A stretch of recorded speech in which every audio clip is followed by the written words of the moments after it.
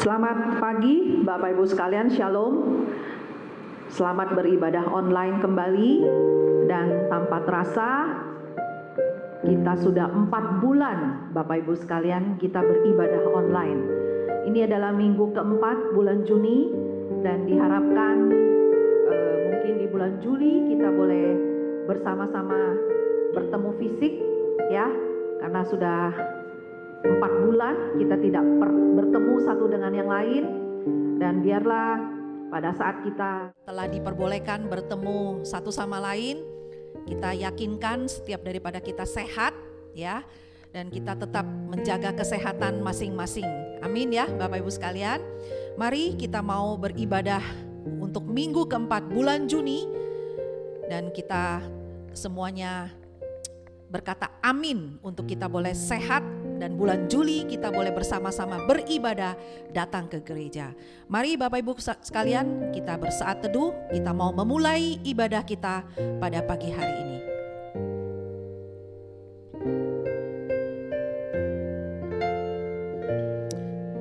Haleluya Bapak. Ibadah kita pada pagi hari ini dimulai dengan satu pengakuan bahwa pertolongan kita ialah di dalam Tuhan yang menjadikan langit dan bumi. Turunlah atas kita sekalian anugerah dan damai sejahtera dari Allah Bapa, Allah Putra, dan Allah Roh Kudus. Amin. Mari Bapak Ibu sekalian, kita bersama-sama kita naikkan pujian penyembahan kita kepada Tuhan. Karena di mana pujian pada saat kita menyembah Tuhan, di situ kita merasa ada sebuah kekuatan. Ya, kita naikkan pujian, hanya Kau Tuhan. Karena hanya kepada Tuhan saja disitulah tempat perlindungan kita.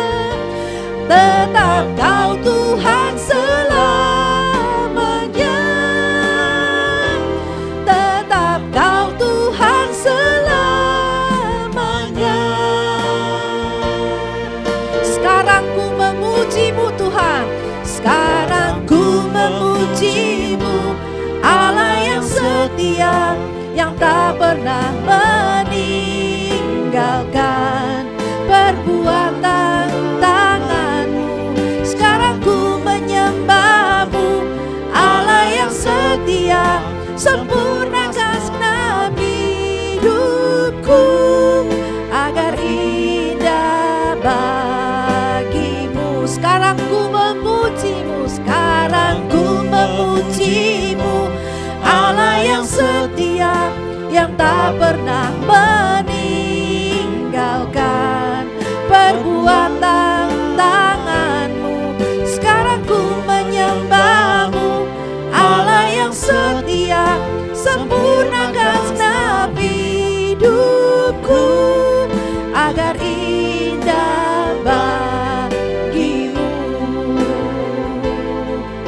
agar indah bagimu.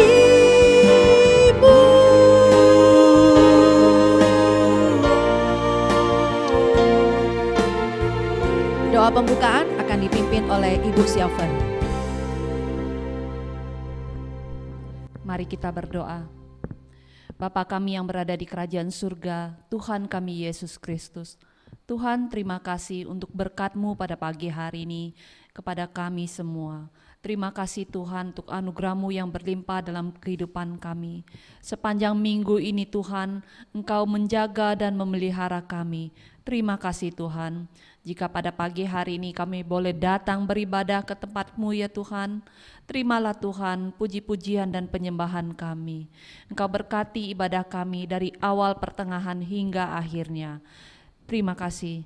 Hanya di dalam nama-Mu Tuhan kami Yesus Kristus kami berdoa. Amin. Kita juga mau memasuki pengakuan dosa dan doa syafaat, nanti akan dipimpin oleh Pendeta Rudi Simon, dan kita mengiringi sebuah pujian. Ini adalah pujian lama, tetapi liriknya sangat bagus sekali. Ya, kita boleh bernyanyi bersama-sama, memuji dan menikmati pujian ini bersama-sama. Bila Kau yang membuka pintu. Dan biarlah pujian ini memberi kekuatan kepada setiap jemaat yang ada di dalam rumah, ya, yang boleh merasakan akan segala permasalahan yang ada, kita serahkan kepada Tuhan.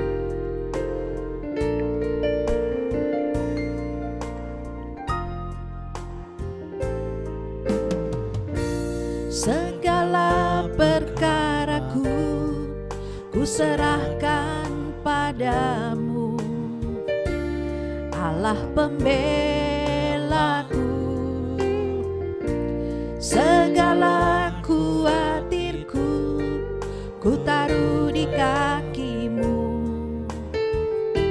Allah pemeliharaku. Sekali lagi katakan, segala perkaraku ku serahkan padamu, Allah pembelaku.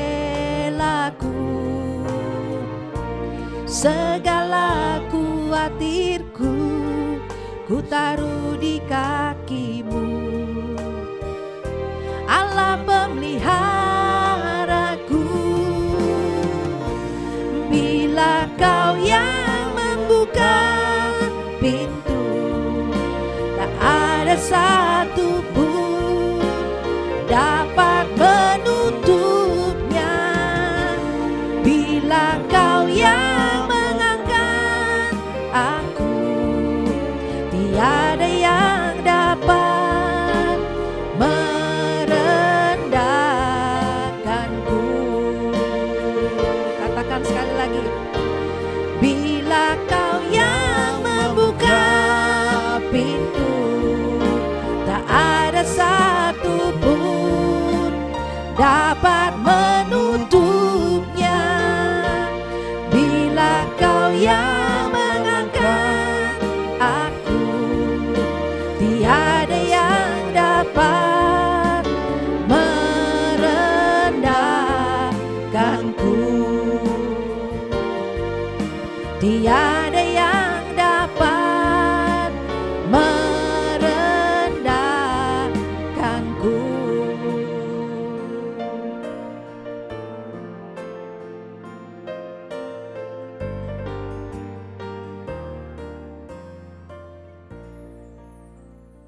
Terima kasih Tuhan, mari sebelum kita melanjutkan ibadah kita, kita mau datang kepada Tuhan dengan kerendahan hati kita.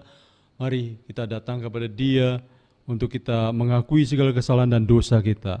Firman-Nya berkata, sesungguhnya dalam kesalahan aku diperanakan dan di dalam dosa aku dikandung ibuku. Mari kita masuk di dalam doa. Bapa di surga, Tuhan, siapakah kami ini? Orang-orang yang datang kepadamu untuk memuji menyembah-Mu. Kami adalah orang-orang berdosa. Oleh sebab itu kami memohon belas kasihan-Mu Tuhan, layakkan dan ampunilah kami, supaya kami boleh berkenan di hadapan Tuhan. Dan Tuhan, Engkau saja yang melayakkan kami, memberkati kami di dalam ibadah kami pada saat ini. Kami juga mau berdoa ya Tuhan, menyerahkan untuk seluruh jemaat-Mu, pelihara mereka bersama dengan keluarga, lindungi, berikan terus kesehatan, jamah mereka yang mengalami kelemahan tubuh, dan tolong mereka yang membutuhkan pekerjaan, usaha, bisnis. Tuhan, Kau memberkati. Kami berdoa menyerahkan juga kepada Tuhan untuk mereka yang mengalami sakit penyakit yang mungkin perlu ditolong oleh dokter. Kami berdoa untuk Asuk Ahin yang akan menjalankan operasi tulang punggung. Sembuhkan dengan kuasa-Mu, pakai tangan dokter, menjadi alat di tangan-Mu. Kami berdoa untuk korban COVID-19. Tuhan, kami mohon zaman dan kuasa-Mu, pakai tangan dokter, petugas medis, obat-obatan untuk mempercepat kesembuhan mereka. Terus kami berdoa untuk pemulihan perekonomian negeri kami. Pakai pemerintah kami Tuhan dengan hikmat pertolongan Roh Kudus-Mu menyertai mereka. Terima kasih Bapa yang kekal, kami serahkan doa kami kepadamu. Demi Yesus Tuhan yang hidup kami berdoa. Amin. Jemaat dikasihi Tuhan, mari kita bersama dengan seluruh orang percaya. Kita mengakui pengakuan iman rasuli dengan berkata demikian. Aku percaya kepada Allah, Bapa yang Maha Kuasa, Khalik langit dan bumi, dan kepada Yesus Kristus, anaknya yang tunggal Tuhan kita, yang dikandung dari Roh Kudus, lahir dari anak darah Maria, yang menderita sengsara di bawah pemerintahan Pontius Pilatus, disalibkan, mati dan dikuburkan, turun ke dalam kerajaan maut. Pada hari yang ketiga, bangkit pula dari antara orang mati, naik ke surga, duduk sebelah kanan Allah, Bapa yang Maha Kuasa, dan dari sana ia akan datang untuk menghakimi orang yang hidup dan yang mati. Aku percaya kepada Roh Kudus, gereja yang kudus dan am, persekutuan orang kudus, pengampunan dosa, kebangkitan tubuh, dan hidup yang kekal. Amin. Kita juga tiba waktunya untuk boleh mendengarkan firman Tuhan. Dan firman Tuhan pada pagi hari ini akan disampaikan hambanya, Guru Injil Wafriman Lasso. Dan mari Bapak Ibu sekalian, kita naikkan pujian untuk kita boleh menyiapkan hati kita semua jemaat di rumah untuk kita boleh mendengarkan firman Tuhan. Kita naikkan pujian, Engkaulah kekuatanku.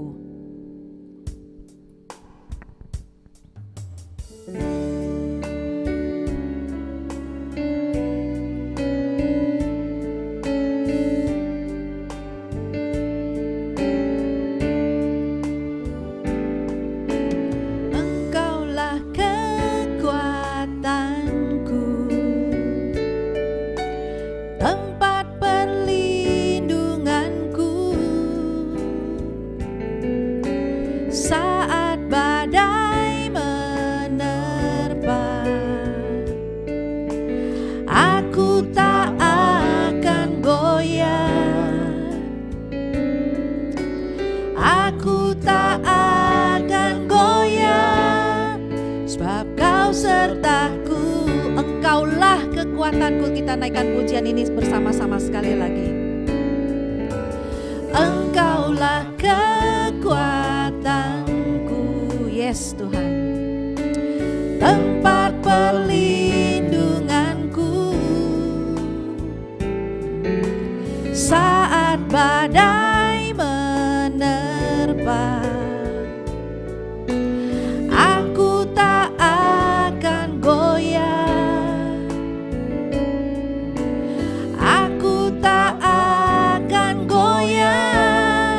sebab Kau sertaku. Sejauh langit dari timur, sejauh langit dari bumi, begitu besarnya kasih-Mu, penuhi hati kami yang rindu menyembah-Mu. Yesus, sejauh langit dari bumi, begitu besarnya kasih-Mu. Kaulah Tuhan, kekuatanku, sukacitaku. Sejauh langit dari bumi, sejauh langit dari bumi, begitu besarnya kasih-Mu.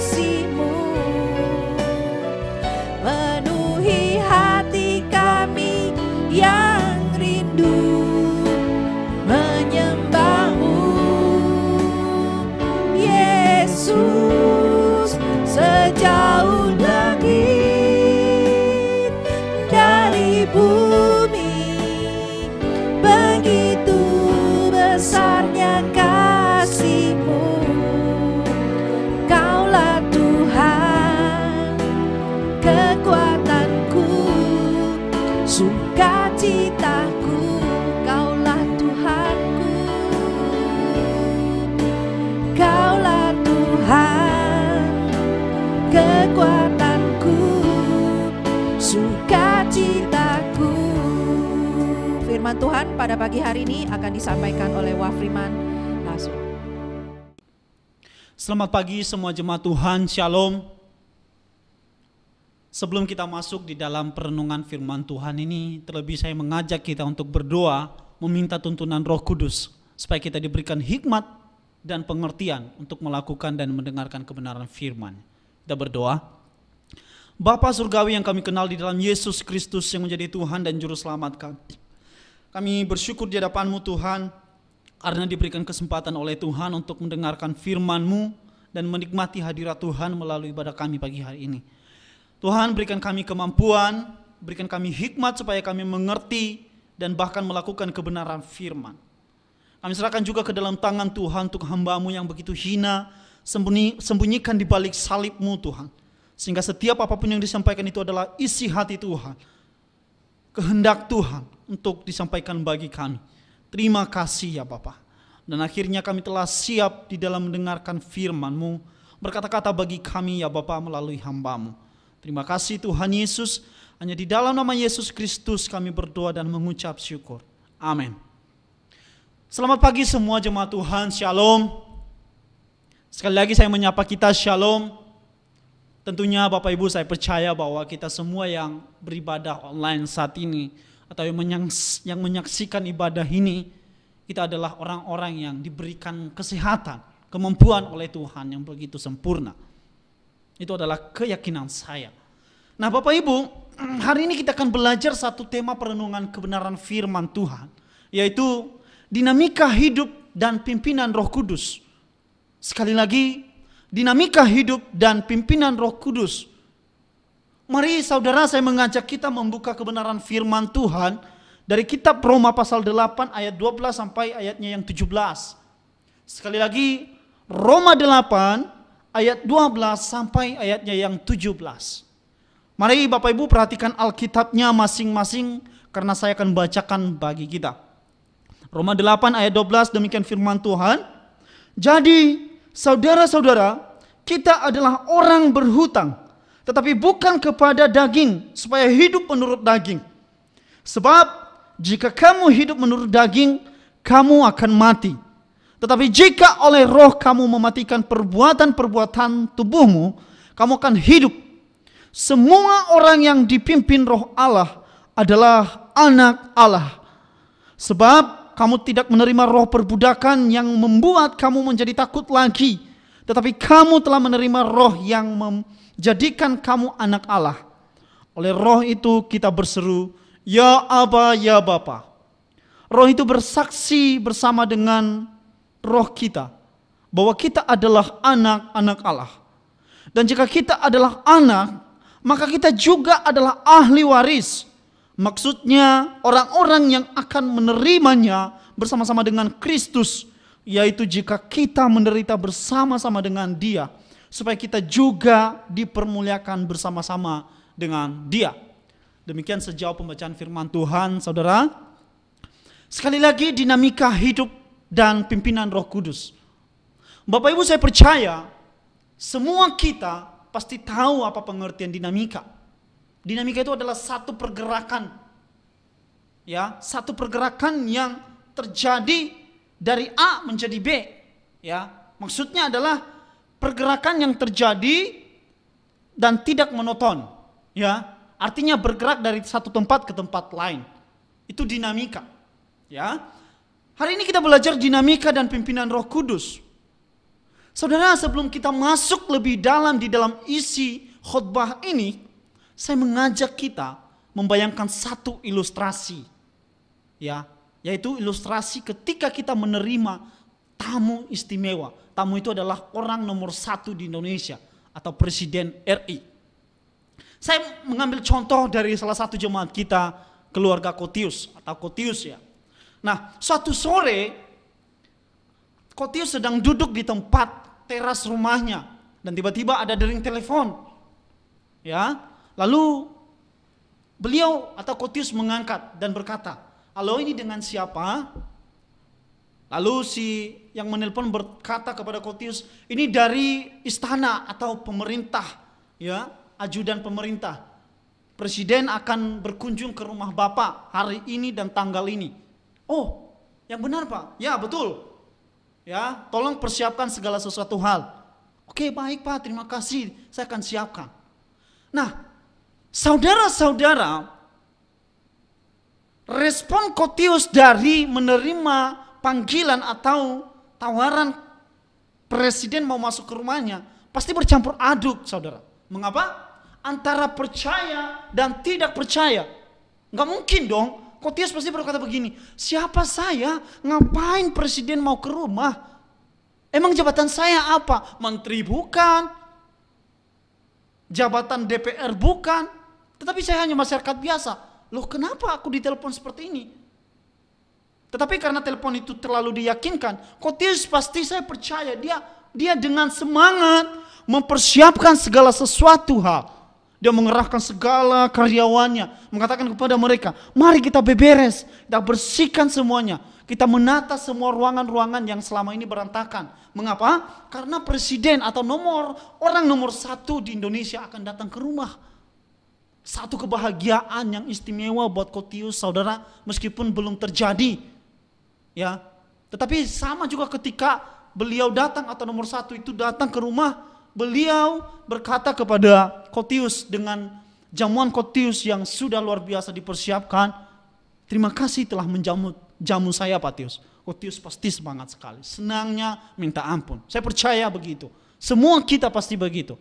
Nah, dari ilustrasi ini saudara, menggambarkan kepada kita bahwa respon kita ketika orang terpandang, orang nomor 1 di Indonesia mau bertamu di rumah kita, pasti kita akan mempersiapkan segala sesuatu supaya beliau atau orang yang kita jamu ini tidak kecewa. Dia senang, kita senangkan dia. Ya. Nah, ini adalah respon manusia kepada manusia.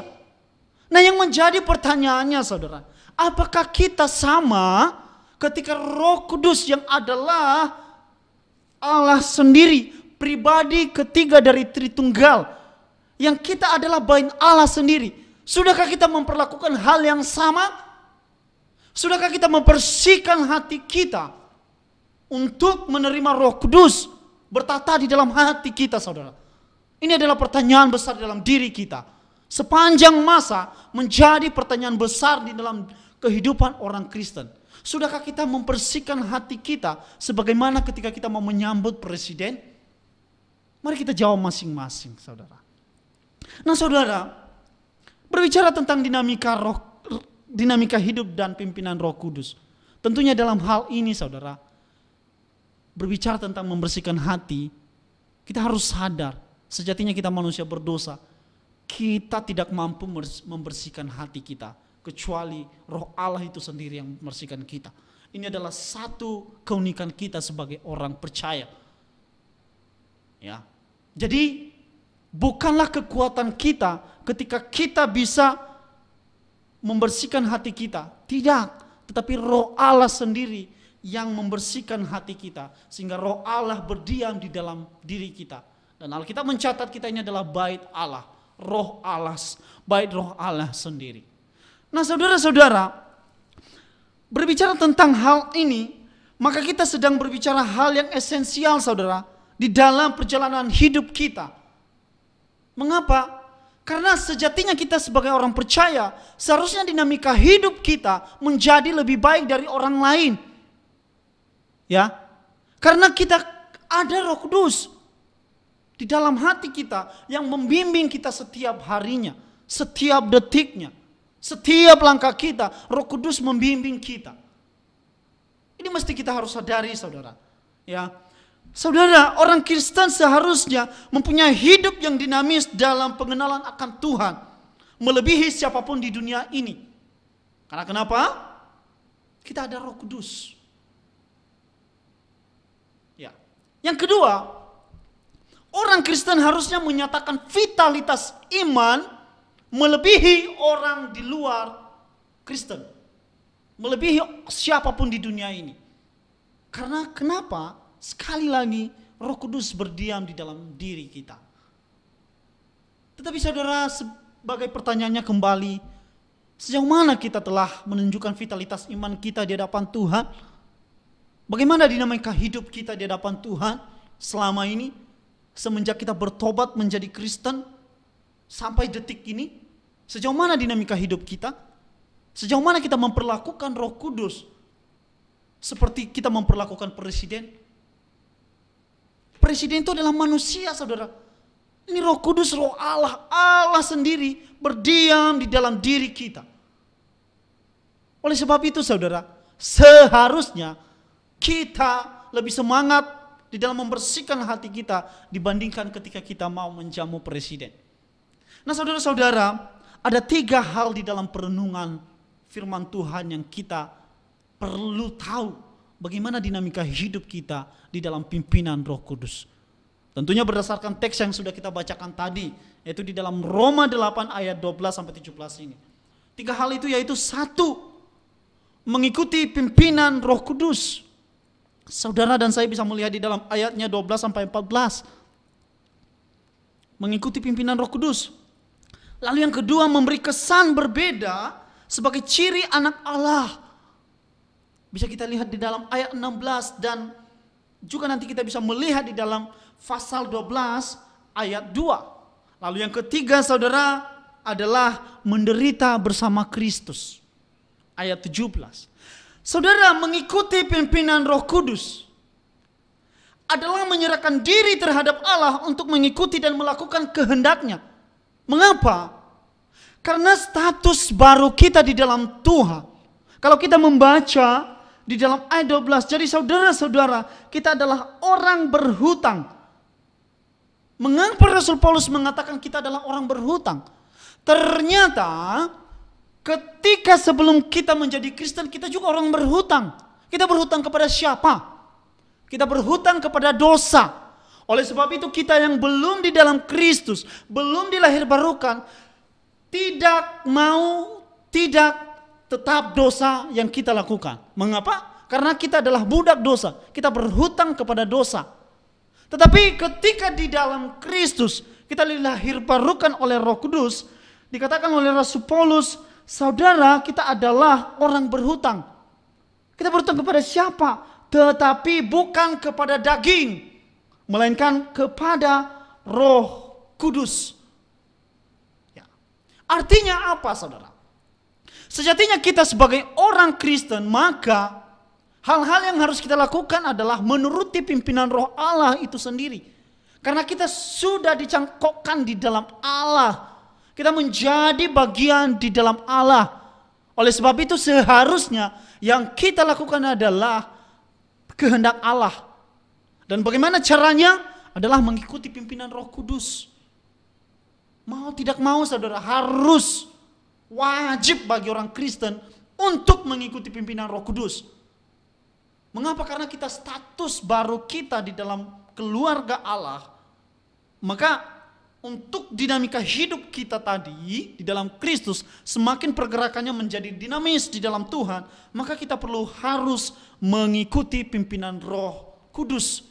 Ya, di dalam ayat 13 dikatakan seperti ini, sebab jika kamu hidup menurut daging, kamu akan mati. Tetapi jika oleh Roh kamu mematikan perbuatan-perbuatan tubuhmu, kamu akan hidup. Semua orang yang dipimpin Roh Allah adalah anak Allah. Jadi jelas, saudara, ketika saudara dan saya mengikuti pimpinan Roh Allah, maka kita adalah anak-anak Allah, child of God. Semua orang yang mengikuti pimpinan Roh Allah adalah anak Allah. Jadi sekali lagi, di dalam dinamis kehidupan kita mengikuti Kristus, maka kita harus satu, mengikuti pimpinan Roh Kudus. Yang kedua, saudara, adalah memberi kesan berbeda sebagai ciri anak Allah. Nah, ini menarik, saudara. Memberi kesan berbeda artinya adalah kita tidak menjadi serupa dengan dunia ini. Karena dunia ini telah jatuh di dalam dosa, telah terperosok di dalam dosa. Maka kita yang dipanggil keluar dari dunia yang telah jatuh itu harus memberikan kesan yang berbeda. Apa itu? Ketika dunia melakukan dosa, maka kita jangan melakukan dosa. Ketika dunia menghujat Allah, maka kita sebagai anak Allah jangan menghujat Allah. Ketika dunia menikmati kehidupan kedagingan, maka kita sebagai anak Allah jangan melakukan hal yang sama dengan apa yang dilakukan dunia. Mengapa? Sekali lagi, status kita sudah diubahkan. Sudah diangkat sebagai anak. Status kita sebagai anak Allah. Sebagai anak, maka harus taat kepada Bapa. Ya. Bayangkan, saudara, ilustrasinya begini, saudara.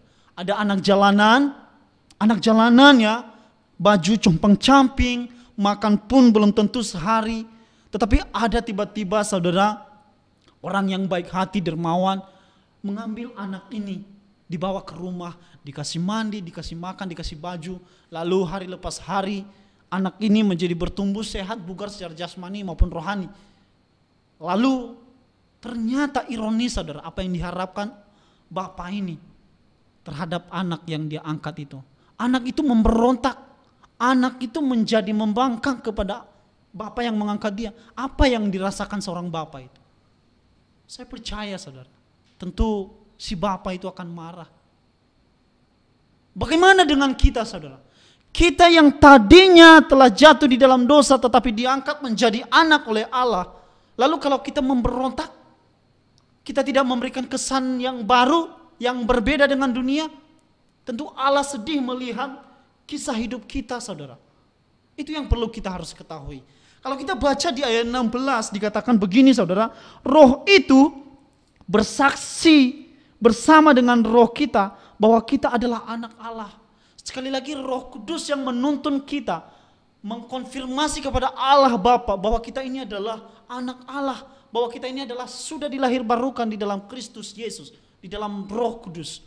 Oleh sebab itu, sebagai anak Allah, sebagai yang dipimpin Roh Allah, maka mau tidak mau kita harus memberikan kesan yang berbeda sebagai ciri anak Allah. Saudara, kalau tidak ada bedanya dengan dunia, saudara dan saya kalau tidak ada bedanya dengan dunia, maka perlu dipertanyakan apakah kita adalah anak Allah. Yang ketiga, saudara, adalah menderita bersama Kristus. Saudara, mungkin kalau mendengarkan kata menderita, Bapak Ibu mungkin sedikit tergelitik. Mengapa? Ya, masa iya sih kok ngikut Kristus menderita? Banyak orang yang mengajarkan bahwa ikut Yesus itu senang, happy, ekonomimu akan dipulihkan, hidupmu sejahtera, hidupmu makmur. Pengajaran seperti itu memang tidak salah sih. Tetapi kalau hanya motivasi kita mengikuti Yesus untuk senang, untuk sukses, untuk sejahtera, maka celakalah hidup kita, saudara. Celaka 12, saudara, ketika kita berpikir mengikut Yesus itu happy, mengikut Yesus itu makmur. No, jauhkan di dalam pikiran saudara dan saya. Mengikut Yesus tidak selalu senang. Artinya adalah ada kala kita senang, ada kala kita menderita. Kedua hal ini kita harus terima. Di ayat yang 17 jelas, saudara, dikatakan begini. Ya, saya akan bacakan buat kita. Dan jika kita adalah anak Allah, adalah anak, maka kita juga adalah ahli waris. Maksudnya orang-orang yang berhak menerima janji-janji Allah yang akan menerimanya bersama-sama dengan Kristus, yaitu jika kita menderita bersama-sama dengan Dia. Apa artinya kita menderita bersama-sama dengan Dia, saudara? Apakah Yesus bersama-sama dengan kita? Tidak. Tetapi ini di dalam makna rohani, saudara. Artinya adalah kita berkaca, kita refleksikan hidup Yesus sejak dia di dunia. Bagaimana saudara? Apakah Tuhan Yesus senang? Apakah Tuhan Yesus kerjanya selalu senang-senang? Tidak. Apa yang dilakukan Tuhan Yesus? Melakukan pekabaran Injil, misi Allah, menyampaikan misi Allah di dunia. Dan di sana Tuhan Yesus tidak sedikit mengalami penderitaan dan pencobaan, saudara. Ketika dia di padang gurun, kehausan, kelaparan, dan puncaknya ketika Yesus naik di atas kayu salib. Dan itu adalah wujud dari penderitaan Allah yang luar biasa. Maka ketika mengikut Yesus, kita harus ikut menderita, saudara. Memikul salib. Apa artinya memikul salib? Artinya bahwa kita meninggalkan hidup lama kita menjadi hidup yang baru di dalam Kristus. Hidup baru itu penuh warna-warni, saudara. Artinya bahwa sekali lagi ketika saudara dan saya mengikut Yesus, tidak selamanya akan senang. Tetapi ada kalanya kerikil-kerikil kecil akan membuat kita semakin lebih dewasa secara rohani di dalam Tuhan. Oleh karena itu, menderita bersama Kristus artinya adalah meninggalkan kedagingan kita. Ini penting, saudara, di dalam dinamika kehidupan rohani kita. Saudara, mungkin di tengah situasi COVID-19 yang kita alami saat ini, mungkin tak kala kita bertanya-tanya, di manakah Allah? Mengapa kok saya sudah jadi Kristen, kok jadi begini ya? Kenapa corona menghigapi orang yang percaya? Apakah Tuhan itu diam kepada orang percaya? Di mana kuasa Tuhan? Nah, saudara-saudara, itu pertanyaan-pertanyaan yang sejatinya kita sebagai manusia seharusnya tidak seperti itu, saudara. Karena sekali lagi, mengikut Yesus Kristus itu tidak selalu senang dan tidak juga selalu menderita. Ya, mari jadikan momen COVID-19 ini menjadi momen kita lebih dekat kepada Allah kita, lebih menyerahkan diri kita kepada Allah. Karena itu adalah yang diinginkan Allah bagi anak-anaknya. Saudara, ketiga hal ini, ketika kita melakukannya di dalam hidup kita, maka saya percaya, saudara, dinamika hidup kita di dalam pimpinan Roh Kudus semakin dinamis. Sekali lagi, ketika kita mengikuti pimpinan Roh Kudus, memberi kesan berbeda dan menderita bersama Kristus, maka saya percaya kita bisa menunjukkan vitalitas iman kita melebihi siapapun manusia di dunia ini. Kiranya perenungan firman Tuhan ini menguatkan saudara dan saya, mungkin saat ini yang sedang dilanda oleh bencana, mungkin perusahaannya, mungkinkah dagangannya sedang macet oleh karena COVID-19 ini.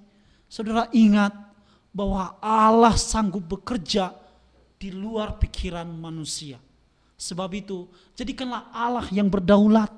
Biarkan Allah yang bekerja di dalam kehendaknya. Apapun yang terjadi, saudara, saudara dan saya harus tetap bersyukur punya Allah yang tetap baik dan tidak pernah berubah. Mari kita bersatu di dalam doa. Bapa di surga, kami bersyukur pada pagi hari ini kami dikuatkan oleh perenungan firman-Mu. Bagaimana kami harus hidup, bagaimana dinamika hidup kami di hadapan Tuhan. Tolong kami, ya Allah Roh Kudus, pimpin hidup kami sebagai anak-anak Allah, supaya kami menunjukkan vitalitas iman kami melebihi siapapun orang di dunia ini. Terima kasih Tuhan. Hamba-Mu telah berhenti berkata-kata bagi kami, tapi kami percaya Engkau adalah Allah Roh Kudus yang tidak pernah berhenti berkata-kata di hati kami lepas pribadi. Terima kasih Tuhan Yesus. Hanya di dalam nama Yesus Kristus kami berdoa dan mengucap syukur. Amin. Shalom Bapak Ibu Saudara, bagaimana kabarnya semua? Saya berdoa Bapak Ibu Saudara sehat-sehat dan kita dalam keadaan pelindungan, penyertaan Tuhan di rumah. Bapak Ibu Saudara kasih Tuhan, terus jaga kesehatan, jaga jarak, pakai masker pada waktu kita mau keluar supaya kita tidak tertular dan kita boleh terus saling mendoakan. Dan Bapak Ibu Saudara, tadi warta yang sudah disampaikan lewat slide di depan, mohon Bapak Ibu Saudara perhatikan, dan persembahan Bapak Ibu Saudara jangan lupa Bapak Ibu Saudara transfer di nomor yang sudah ada di depan layar Bapak Ibu Saudara sekalian. Oleh sebab itu Bapak Ibu Saudara yang kasih Tuhan, tetap setia, tetap terus kita dekat dengan Tuhan dan yakin Tuhan beserta dengan kita. Mari kita akhiri ibadah kita angkat pujian doksologi dan menerima berkat Tuhan.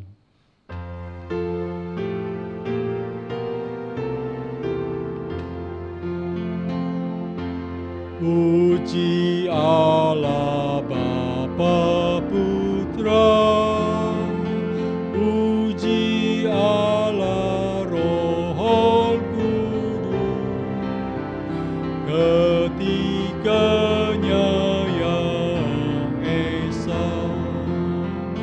Mohon selamat sumber berkah.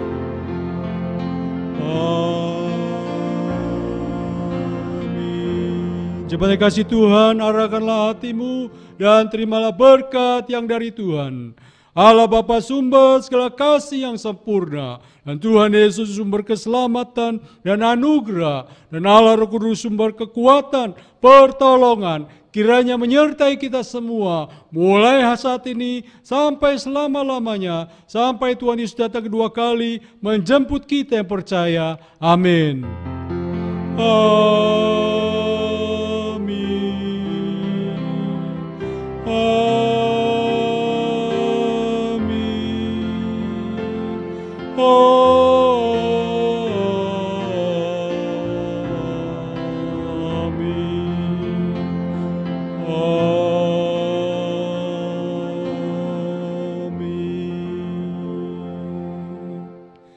Kasih Tuhan, ibadah kita selesai, saat teduh, Tuhan memberkati, jangan lupa membaca Alkitab sehari 2 pasal, merenungkan 1 ayat, dan selamat hari Minggu, Tuhan menyertai kita semua. Amin.